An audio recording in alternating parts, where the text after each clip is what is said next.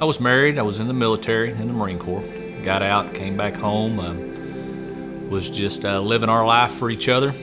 Wasn't so concerned about what God had planned for us. We were just doing our own thing, living for self pretty much. Finally did get back in church. We had 2 children, Quade and Quincy. They were getting older. We decided that we were both raised in church. We needed to have our kids in church. So we started going to church. Wasn't long. We got plugged in, was working with the youth. We just sat down and talked one night and said, there's something more we're supposed to be doing. I said, I don't feel like this is it.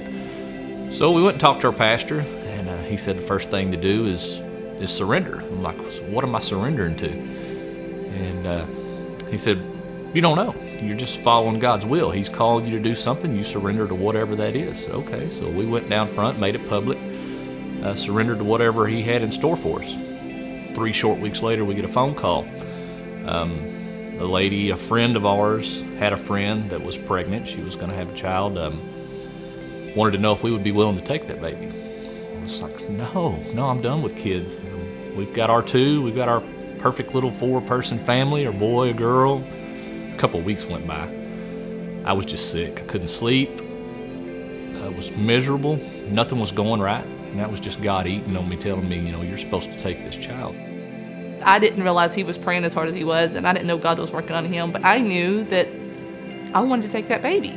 But I wanted it to be a mutual thing, and it had to be a God thing, without a doubt. Came home from work one day, sat my wife down and said, hey, do you have contacts to get a hold of this girl? We're supposed to take this baby.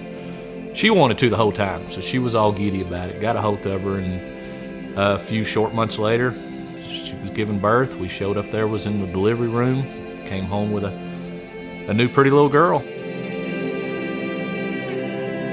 That was an experience.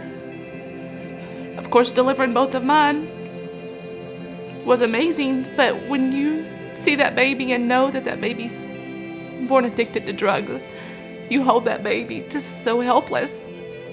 And to realize that, God, you've taken this baby and you've pulled that baby out of that situation, and you've trusted me, even crazy little me, you've trusted me with this baby.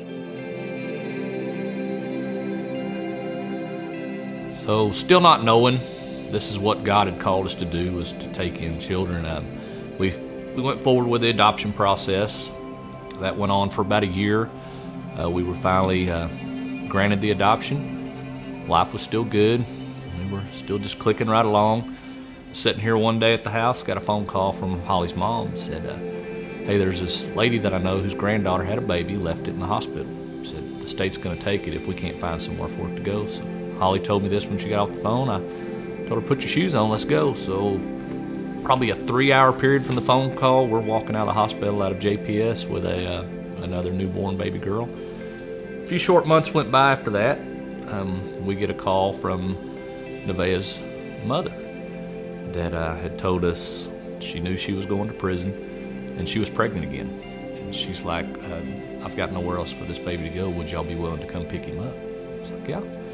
So a few short months after that, we get the phone call from the prison down in Galveston that she's giving birth. So we made the trip down there. Next day, we're leaving the hospital with him.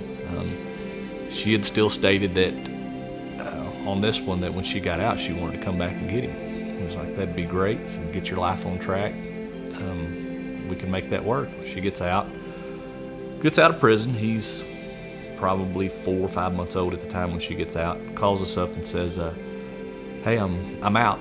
Bring me my baby. I'm like, well, no, it don't work that way. You're gonna have to prove you got a safe place for him. You're a fit parent. You can take care of him. Of course, that didn't ever work out. She called us a few short days after that and was like, hey, this just ain't gonna work out. I can't do it. So in the meantime, before that, it wasn't 2 weeks after we had went to Galveston to pick up Isaiah, we get another letter from another inmate in the Galveston prison that said Noel had talked to her and said that we would house your child for you while they're still in prison, because she had nowhere for her baby to go.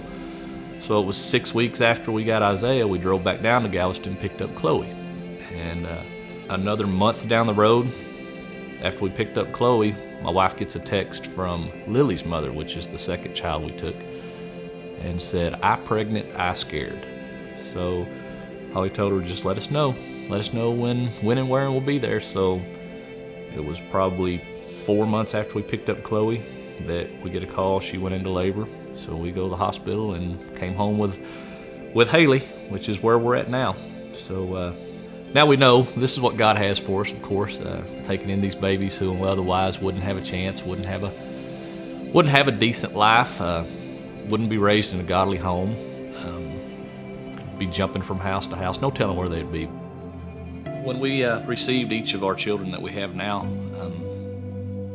each one of them was born addicted to a drug in one form or fashion, whether it be prescription drugs, whether it was street drugs, methamphetamines, opium, heroin, just to